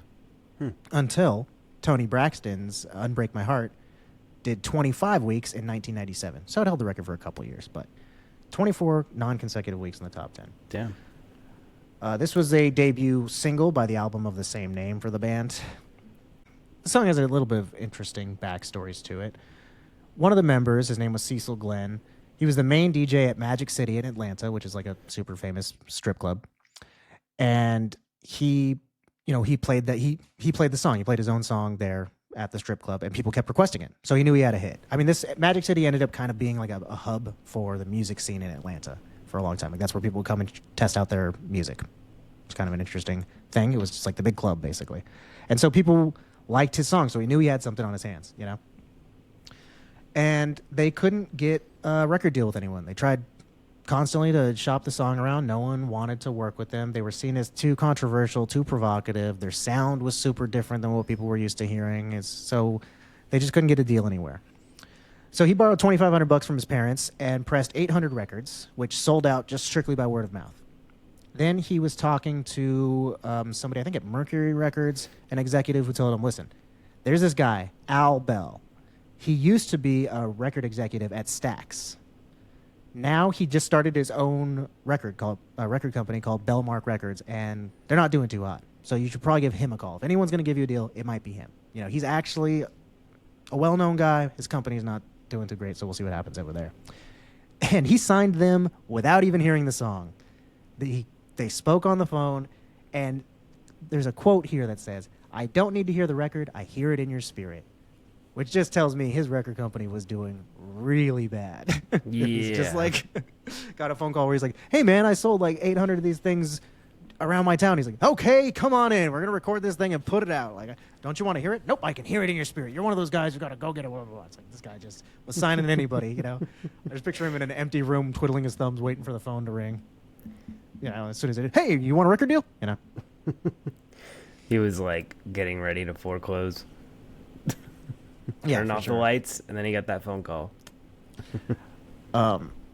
There's another. So that's all, you know, this is how this guy got his song off the ground. Very cool story of, you know, him working hard. But as with any story, there's always a second side to it. Was he really the man he claimed he was? Is everything actually above board when it comes to this song? Because Woot, Here It Is a song that was released a month prior to Whoop, There It Is by a band called 95 South. I don't know if you heard it on the list. It is, you might have accidentally thought you were listening to the same song again, because this one goes, "Woot, here it is. Woot, here it is. Woot, here it is." It's the same. It is almost the same song, you know. But both labels just maintained it was a coincidence. They were like, "This is lingo that's used in I think they said it, Miami is I think what they said as their like justification, even though one of the groups was from Atlanta." They said, "Well, this is like sports lingo or whatever. This is just something that they're going to say," even though they still sound the same. It's not like they both used the same phrase. But years later, 95 South, the group who came out first with the less known song, years later they said that the other group ripped them off. They said Tag Team stole their song. At the time, it was something people recognized was going on. So Arsenio Hall had both of the groups on his show and had them perform and had the audience call in and vote on who they thought was the better one. I could not find results of this poll, and I couldn't find any videos of it, but I know that it happened. And I would Allegedly. venture to guess Whoop, There It Is was the winner, since they are the more popular song, the only one people know about anymore. But that, you know, part of my thinking here is there's a possibility that when Cecil Glenn was trying to get someone to buy Whoop, There It Is and was going around and getting rejected all over the place, there's a possibility one of those record executives heard the song and went, no, get out of my office. No one wants to listen to that. And after he left, he went, actually, maybe someone will want to listen to that. There's no way that guy's going to make it. Everyone's going to turn him down. I'll just have somebody else do it. And how did it go? What was it? Woot, Here It Is? Something like that? And then he just had somebody else record it based on that. That's my theory. So I don't think either group stole from the other one. I think it was the record executives who just told somebody, hey, just do that again. No, that song's never going to make it, you know? Because everyone, all the real record executives turned him down. It was Al Bell in a room full of loose papers and a sweaty collar going, oh, fuck, rent's due in a week, you know? Well, he made it, man. Dang, that's crazy. Man, I guess we'll never know. The world Jock may never jams, know. though, man. But if it was a popular song in, like, clubs and stuff, and hundreds of people go to a club every night, and he does it for months on end, it's thousands of people who are like, I can make that song. I can get it popular. That's true, too. It could have just come from somebody who, yeah, you're right. I mean, it's not even just like you're limited to the Atlanta crowd, because it's anybody who went into Atlanta, who was, especially someone part of the hip-hop scene, was going to go to Magic City. Yeah. So, yeah, any time within those months, the dudes from 95 South could have gone there and actually stolen it, so, you know, or something else. I mean, there's a million ways that could have gotten out. It's crazy. Interesting, All eh? right. Let's move on to number one, shall we? We shall. I Will Always Love You by Whitney Houston. Written by Dolly Parton in 1974, and that version made number one on the country charts. This version was released on February 14th, 1993, and this was featured in the movie The Bodyguard, which Whitney Houston starred in with Kevin Costner. This song spent 14 weeks at the top of the Billboard charts, which at the time was a record. So, you know, this was the most popular song ever when it came out, essentially. Dang. And Still is a really popular song. yeah, and her version is kind of the definitive version, and it's used as like just the song conveys a message immediately when you hear it. You know what feeling you're supposed to feel when you hear it, and it can be used seriously to convey a point in media, or it can be used ironically, at like the end of This Is the End. I think of it immediately coming to mind, when the big demon gets his dick cut off. Yeah. Yeah, it's just been used perennially, this specific version. Dolly Parton said she liked Whitney's version better than her own. So I thought that was cool of her to say. Dolly Parton's such a gem. This, The Bodyguard was Whitney's film debut. Just worth putting out there, I guess. So, she came out with a banger song to make sure people watched her new movie. And this song, it wasn't just a hit here in the U.S. It just dominated internationally as well. Most places, it went for multiple weeks. I think it was like 13 weeks in the UK, like 9 weeks in Austria, 7 weeks in Chile. Like everywhere it went, it was huge. Like I think there were 2 countries that it made number 1 for like 1 week, but literally everywhere else it was for weeks and weeks and weeks. And you got to imagine those places didn't know what she was saying, a lot of them, because they don't speak the language. But she's such a good singer, though. So. Yeah, all you're doing is just vibe. That's how good this song is, and her performance of it. Performance was good enough to secure Record of the Year and Best Female Pop Vocal Performance at the Grammys, as well as being selected for preservation by the Library of Congress back in 2020 as being a historically significant song. Dang. So there you go. That's Whitney Houston's I Will Always Love You. Another cover in the top 5. Yes, I was going to mention that too. Crazy. And not something you see a lot of. Yeah, I mean, really, to be, I think it's something that I've realized that a lot when I watch movies from the late 90s and early 2000s, is that sometimes, a lot of them, the soundtrack is almost exclusively cover versions of old 60s and 70s songs by modern-day bands of the time. Yeah. Like a lot of movies. You watch like Clueless and things like that. There's like a lot of these things that there's just covers of songs. I just watched them the other day. I can't remember if this is the same thing.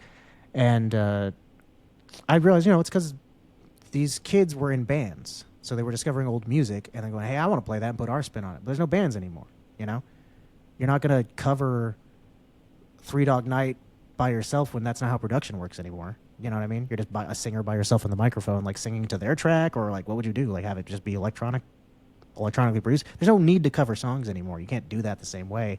And it's not like somebody's going to get famous for doing a Lizzo song, or whatever. Like just somebody singing that by themselves. The last good one was Johnny Cash covering Hurt. All right. I'm going to just read through this list really quickly and try to remember any of the bands that you want to mention, because there's too many to even stop and say. Artists that debuted in the year 1993.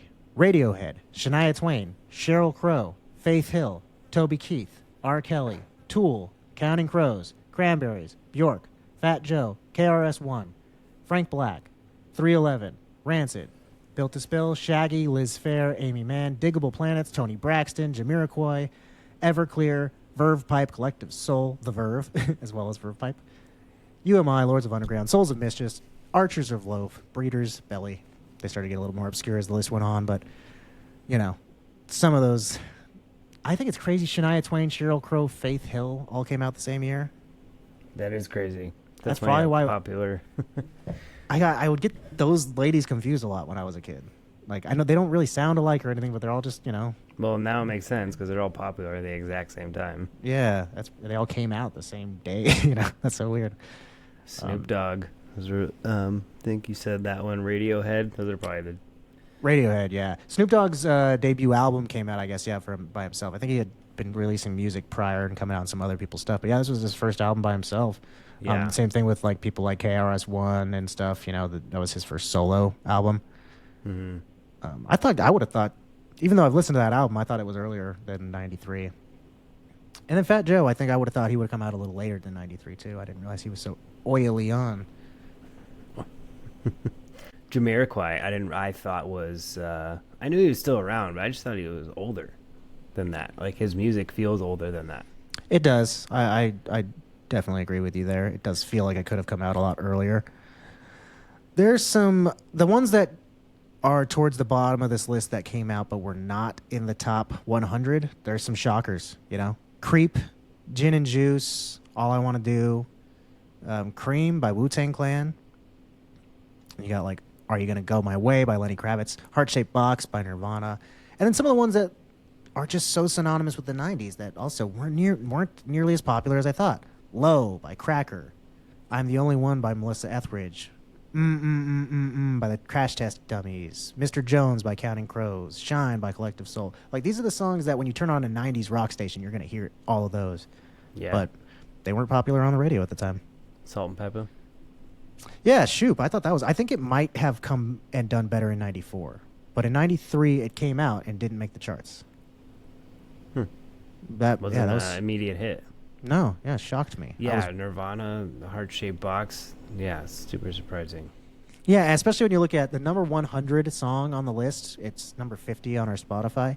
It's a Def Leppard song. Oh yeah. You know, super weird. steps Def Leppard behind. comes back and has a top 100 hit, but you know, It's kind of cool. Good for yeah, them. yeah, right. But Probably award the last tour time or they would whatever, do like that. these things don't make it. Yeah, there's some cool stuff. I was pretty interested in a couple of these songs that were in the top 100. First off, oh no, actually, sorry. Before I get to the top 100, I also have to point out, everyone, you got to go listen to Shaq Diesel if you've never heard his music before. Shaquille O'Neal, his rap album came out in 1993, and that's worth checking out. That's awesome. It's pretty funny. But yeah, in the top 100, there was something that was interesting. Oh yeah, Bad Boys, the theme from Cops, was in the top 100, pretty far up. I was shocked by that because Cops came out in the late 80s. And the song was the theme song to that show the whole time. So I was like, why did it pop up in 1993? So I went and just did a little digging on it. And like the band, you know, everybody liked the show Cops and knew about the song from that. And then a couple years later, they released another single. Then that single did well because people recognized them from being on Cops, you know? And so when their record label saw that their new single did well, they re-released Bad Boys as a single in 93, and it sold great, which was crazy for it being that long after the show came out. The show debuted in 1989. So 4 years later, people were still like, I can finally buy Bad Boys? You know? Good call for them to do that. Yeah, good for the band that they got some money off of that, you know, because they could have just been left where they were, you know? Yeah. Aerosmith is in here again. I think that's funny. They just keep popping up. Any year they have something come out, they make it to the top 100, and that's another one of those things that shocks me. Like, I know I always have known Aerosmith is a popular band, but I just thought they were the same as any other 70s band that's like, oh yeah, they, you know, they're still well known or whatever. It's like, no, man, they were maybe one of the most successful bands from that era. Because Yeah, continuously at least. yeah, right? you don't see anybody else from their time, Def Leppard, but they came out later, you know? Yeah. One that I want to point out and would suggest people go listen to is If I Ever Fall in Love. It was number 7 for the end of the year. It's by a band called Shy, I believe is their name, SHAI, but it's completely a cappella. I thought that was so cool. It sounds I did great. listen to that. I noticed Yeah. that it was all a cappella. I was like, this is cool that it's in the top like 100. Yeah, it's really good too. I thought that was a cool song. Other one I had never heard before, but thought was pretty cool, was a song called Diddy by Paperboy. I thought it was funny because Paperboy is the name of the rapper on the show Atlanta that like Donald Glover's the manager of. And I remember on the show, I was like, what a cool name for a rapper, Paperboy. That's fucking sick. Well, apparently he was already a rapper who was out in the early 90s. So, Donald Glover, you didn't do your homework when you named that character, sir. It's a cool name. It's still a cool name, and it's a really cool song. I was pretty impressed by it. Thought, damn, that sucks that this guy didn't like blow up, because it's a neat song with like a unique sound to it. It's very melodic and stuff like that. It's got a cool beat. The production on it's not great, but you know, it sold pretty well. So I didn't really look into that guy too much more. But I wonder if obviously he didn't do well enough that even Donald Glover knew what his name was when he was naming his character in his show. So Yeah, right. okay, that's all the music I have. Yeah. The last album I want to point out that came out this year, but there's nothing on Spotify for it, so I couldn't put it on the list, is Adam Sandler's They're All Gonna Laugh at You. His comedy album came out in 1993, and it's pretty good. I'm not like the world's biggest Adam Sandler fan, but I find it very, very funny. So if you haven't heard it, check it out. I feel like I've heard songs from it. It's the one where like he put the Thanksgiving song out on that album, but a lot of it's yeah. stand up or not even stand up. A lot of it's just like skits. Like, okay, enough music. So we now turn our attention to the final event of the evening. We It's our are phone projector. skateboarding. That's the sound of the wheels on the concrete. It's a film projector. Oh man, damn it! I'm so bad at audio charades. It's a very quiet minigun. We're about to talk about movies. The number one movie in the country is where we turn our attention for this portion of the show. That movie in the year 1993. Sometimes it's hard to figure out, was this one the number one? Which one do you think really is this counting the re-releases, stuff like that? This one was a 100% no questions asked. You know the movie. Everyone has to have seen this shit. They're still making these damn things. One just came out the other day, I feel like. The movie of the year for 1993 came out on June 11th. We're talking Jurassic Park, the classic film directed by Steven Spielberg, with a screenplay by Michael Crichton along with David Koepp, based on Michael Crichton's novel of the same name. Budget of $63 million. The gross in 1993 was a whopping $338.9 million. And this movie starred Sam Neill, Laura Dern, Jeff Goldblum, and Richard Attenborough.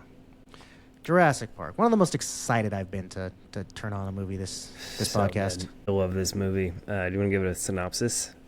Oh, yes, I have it right here. Hold on one second.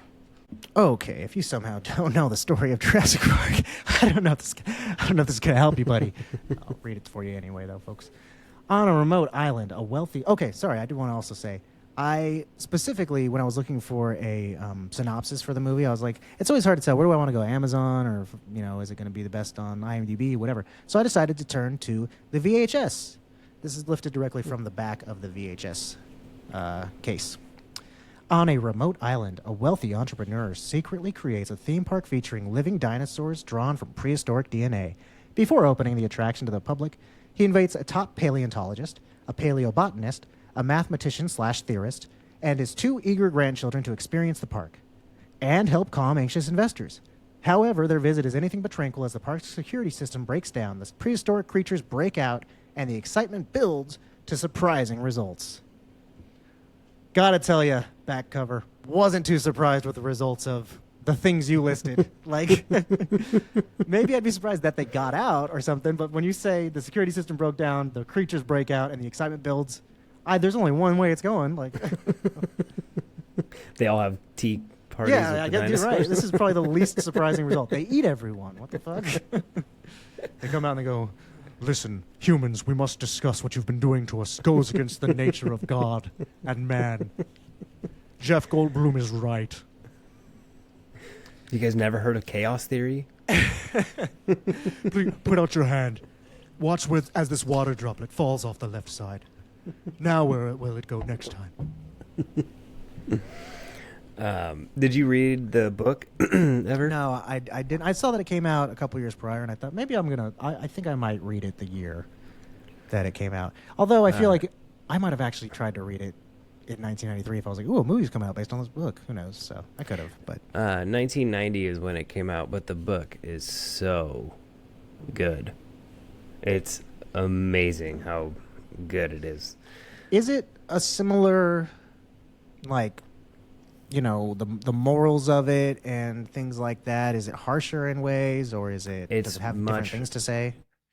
The biggest differences, I would say, are John Hammond's character, John Hammond's character is more of like sadistic, more of like the bad guy in the books. He like doesn't care that his kids or his grandkids are like lost in the forest with all the security systems down. Like he just seems to be worried about like saving his park and saving the things that he's done. That seems a bit more one-dimensional, a little more obvious, Yeah, I really like that they changed it for the movie because that really is. He's one of the more interesting characters in his position in a movie because it's very easy to make it be he's driven by profit because we've seen that in a billion movies, and he's actually, and he really doesn't care about his grandkids. But the fact that that's his first thought, like when he gets a chance, he finally tells the guy, like, I wonder if you would go be kind enough to take a Jeep and pick up my grandkids for me. Like he still is like being he knows everything's falling apart, and he wants money. He's greedy. Ultimately, he's in the wrong, but he still is like, I don't know. I guess nice about it. Like, so it's cooler. Yeah, I think that his portrayal of it is like gave it like the old man feel character. It comes across as well intentioned. Yeah. Then, well, to speak on him, John Hammond ends up dying in the book. Okay. Basically, like from his own selfishness. Gets his own just desserts. And then, the beginning starts out like the other Jurassic Park book or movie where it's the couple on the island with the little girl and she gets eaten by those little dinosaurs. Yeah. And then shortly after, that happens after the first part. The first part of the book, somebody is in like a hospital in South America and he has like huge gash wounds across him and he's dying and he's trying to explain what happens. Bet you're wondering how I got here, huh? Yeah, right. And that's what John Hammond's trying to cover up. It wasn't like no one died like in the beginning of the movie, but yeah, he's trying to like convince investors that this is still a good idea. Right. Which is, softened a lot in this one, where it's sort of like, we don't need there to be some big, obviously investors are going to be wary of this to begin with, and then a handler dies in the beginning, which I think is appropriate. I don't think it needs to be, because if it's a kid, then and the guy's evil outright, you're just like, this shouldn't, this is now turns into an action movie or something where it's like, this guy must be stopped. Like he's letting kids die and he doesn't care about his grandchildren. Where in this case, it's like, oh, okay, well, somebody died, but we can fix that. It's realistic.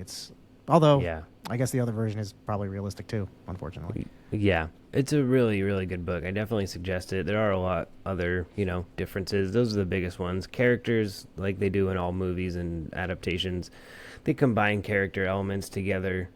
Grant isn't like he's more of like a burly guy with a beard, less like scientific, more heartfelt towards like the kids, has like a softer side in the book. So like, and then they combine the lawyer's character with somebody else. And then the kids are flipped. The boy's older, and he's like the computer nerd in the like dinosaur kid still, and then it's like a little girl who it's a lot more. The only person who's like true to character is Goldblum, the girl. Goldblum is more of a scientist type, less of a rock star. Yeah, exactly. As they describe him. Yeah. I gotta be honest. Usually, when I hear about changes to books and things, I'm like, oh, I don't know why they did that. Usually, I'm kind of feel like the author got it right the first time. This is the first time I've ever heard where I think basically every single thing they changed was for the better. It's way more interesting to have Grant not want to be with the kids the whole time. It's way more interesting to make him have to like learn to. He doesn't even want to see them. He doesn't want to be near them in the beginning. He's like running away from the child. Yeah. To then have to like save their lives. To then have to like comfort them and things like that's way more interesting. So making the Hammond not be just some terrible evil man. He cares about his grandkids. He wants them back. Like those are all really cool choices to make. Also, I think flipping the kids' ages, like an older boy, not to protecting be his sexist, but it makes he's more equipped to help out his little sister than an older sister is to help out her younger brother, in terms of helping them physically do things around, you know what I mean? Mm-hmm. I do think a little girl is maybe a little bit more like helpless in terms of like having a character that you can't like, oh shit, they can't do anything for themselves. You know what I mean? Like they tend to be written that way at the very least, so that might've been something, but that's cool. I like all those choices. This movie, I guess the audience liked the choices too, because it was the highest grossing movie ever up until that point. And was the first movie to ever hit 1 billion bones. Damn. Dinosaur bones. Steven Spielberg received about $250 million from the movie's gross and profit. So that's the most any individual person has ever gotten in terms of money going to just one guy. So $250 million richer thanks to Jurassic Park. It's crazy. This is a great movie. I watched this movie on repeat when I was a kid. Yeah, one of my favorites growing up. My grandpa wanted to throw it out the window, and I watched it so often. A couple of alternative casting things. I always enjoy those, so I wrote down a couple of different choices they had. Charlie Sheen was one of the original choices for Nedry. Interesting. Yeah, the character that went to Wayne Knight. He was cast after they saw him in the movie Basic Instinct, which I've never seen. I just thought it was like, oh, it's not from. You just assume it's Seinfeld is like why he's famous, but he got this role from being in Basic Instinct, so like that's what kind of kicked him off, I guess. Never So seen cool. Yeah, neither have I. He's so good in this too, though. He's like a perfect cast. Like, can you imagine if it was Charlie Sheen? How weird would that be? it. That would be super weird. He was a good casting decision for sure. Yeah, I mean he plays it so well because he's like dorky and stuff, but doesn't come across as being like Incompetent. yeah, or like overly geeky or something like that. Like he still is like kind of cool and funny when he's like, Dodson, we got Dodson here. We got Dodson Yeah. here. See, nobody cares. Like he's good at his lines and stuff. Like he's funny, when he's like chatting with the dinosaur that kills him, and he's like, oh, I thought you were one of your older brothers. You're not so bad. He's like good at giving lines. That scene, I know everyone talks about that, but that was really fucking scary to me as a kid. Yeah, for sure. When it popped up in the car. Yeah, man, the movie really is like it's the same thing with Jaws, actually, also Spielberg, that it's just as close as you can get to being a horror movie, while still somehow being a movie you can take your kids to.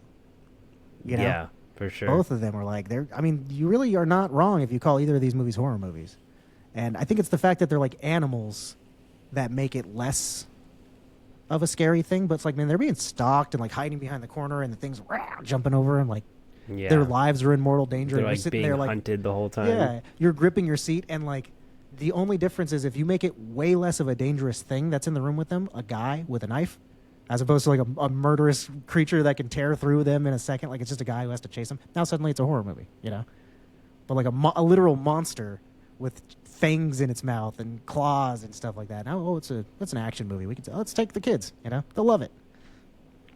We talked about it a little bit before, but the animatronic use Yeah. in this movie was so cool. Was so good. The movie is known for its use of computer generated imagery and the landmark stuff it did with that, which it is, we can talk about that in a second, but it's just as great when it comes to the animatronics. I mean, they are better than you see in almost any other movie. They look amazing. And they're inspecting, like with the vet, that one dinosaur that's sick. Dude, it looks so good. The way he's like laying on it and everything, it just gives you a different sense of So specifically reality. that scene, the story behind it is that what's his face? Alan Grant, Sam Neill, that when he got to set and saw the animatronic dinosaur laying there, his first reaction was to go lay on it and feel it breathing because it just was so cool and it looked so real, and that was just his actual reaction to seeing it. So they filmed it and put it in the movie. Dang, that's cool. Yeah. I mean, it just shows the awe of it. And seeing him do that, you're like, oh my God, it's real. He's really doing that. It's actually moving. It's really breathing, And most of the close-up shots of the raptors and stuff like that is also, it's a composite, but it's mostly them in frame for real with practical effects. A lot of the bigger dinosaurs are the things, or the big groups of dinosaurs are where they used CGI. And that stuff, I think it still miraculously holds up so well. And in some ways, it looks better than movies do nowadays. You know?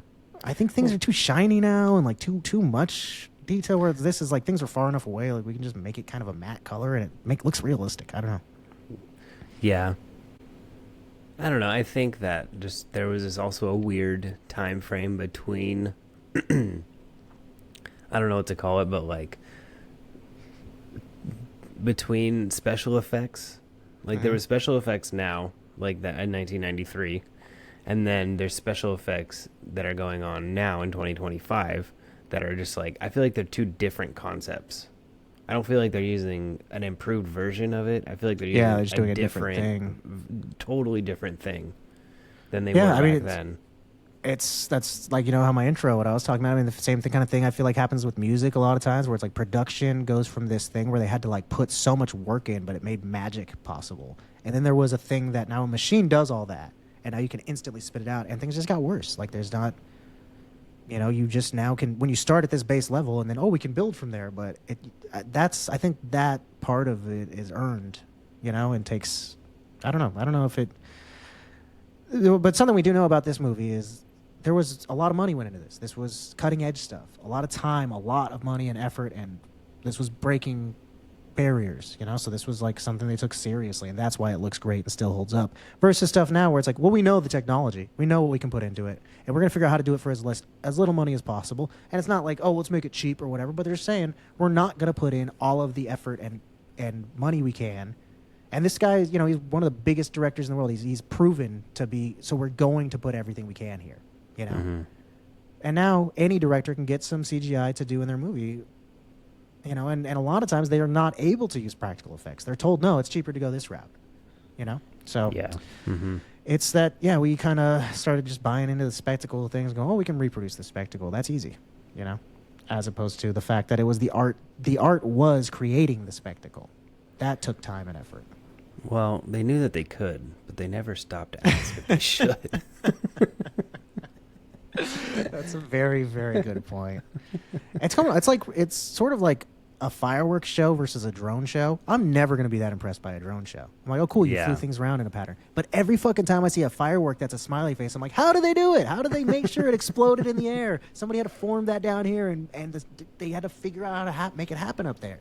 And that still is cool to me. But I'm never going to care that, with the drones did a new thing. Cool, you know, whatever. It's the technology doesn't just automatically make the spectacle, even though it looks similar. It doesn't make it the same because it's not earned. It's not, oh, how did they do that, you know? And I still love watching old 80s movies and seeing practical effects and going, man, how did they do that? How did they get the guy's head to look like it chopped off so cleanly?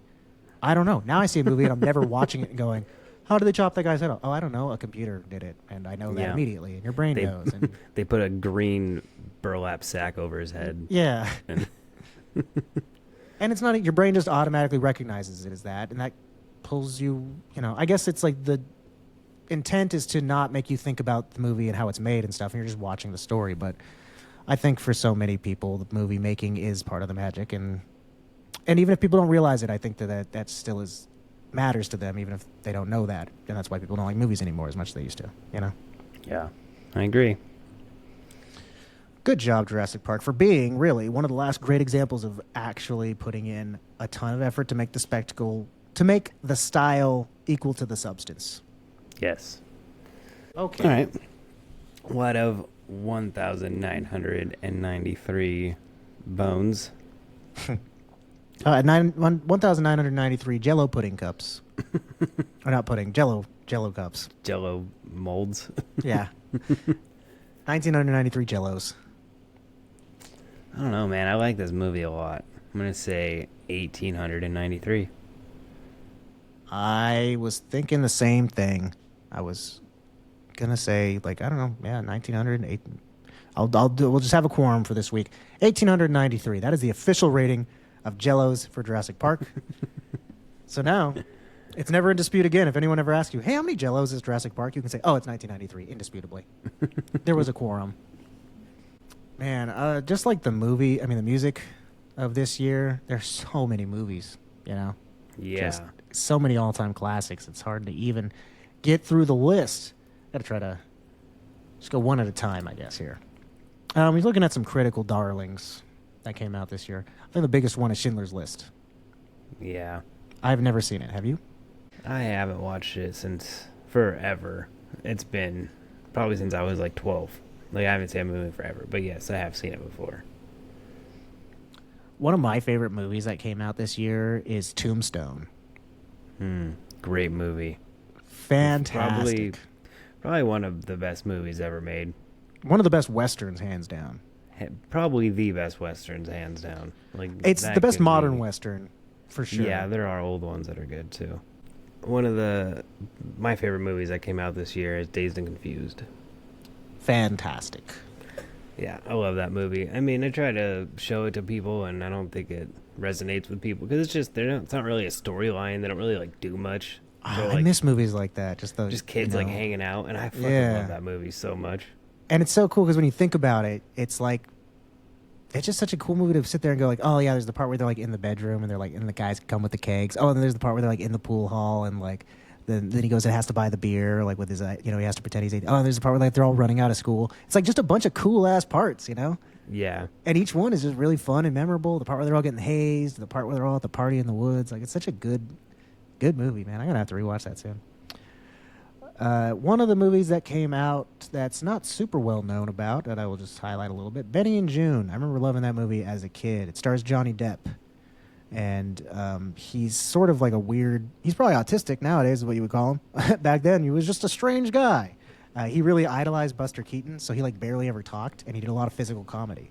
And it's just a cool role for Johnny Depp that you're not used to seeing him do, where he kind of gets pawned off on this couple where the girl, she's like, obvious, she's also like super high funk, or she has a high level of autism, I guess. I don't know how they describe it in the movie, but she's, you know, sensory things get to her a lot, and then he's also a strange guy, and they end up kind of falling in love with each other. And it's a really cool story. And like I said, a lot of him doing Buster Keaton bits, Johnny Depp just doing, you know, physical comedy stuff. So I haven't seen it in a while, and I don't know how well it aged, you know, because now, like I said, it's their conditions seem to have been something that now we understand more, and I don't know exactly how it was handled back then because I haven't watched it in a long time. So I don't think I've ever seen it. What's it called? Benny and June, and Nope, June is spelled with never- 2 O's.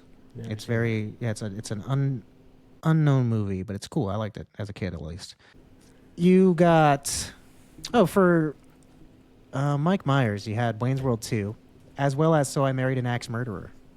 it. Oh yeah, Have you seen the Axe Murderer? yeah. Not in a long Weird time, but I have. movie. Yeah, It's a very definitely strange weird. movie. I liked it, but it's super weird.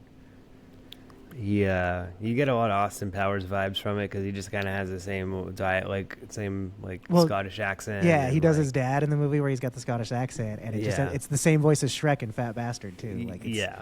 but it's precursor to both of those. And you're like, oh, hey, it's just funny to hear that voice coming out of a different man. 2 other comedies that came out this year. CB4 is a movie that stars Chris Rock, and it's sort of a it's like a parody of a tale of a NWA type group. CB4 stands for Cell Block 4, and like basically he and his friends are sort of like from a suburban area, and they decide they're going to be like a gangster rap group, and they just start fronting about how they came from the hood and things like that, and then it's just the story of how they come to success and things like that. It's pretty funny.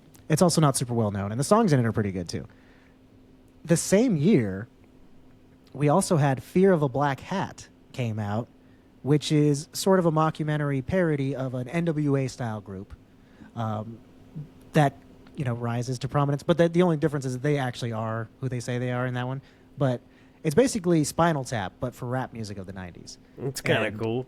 Yeah, Fear of a Black Hat obviously is referencing Fear of a Black Planet by Public Enemy, but their music tends to be more NWA skewed, I thought, during it. But they did do a couple other different genres. Also good music in that one.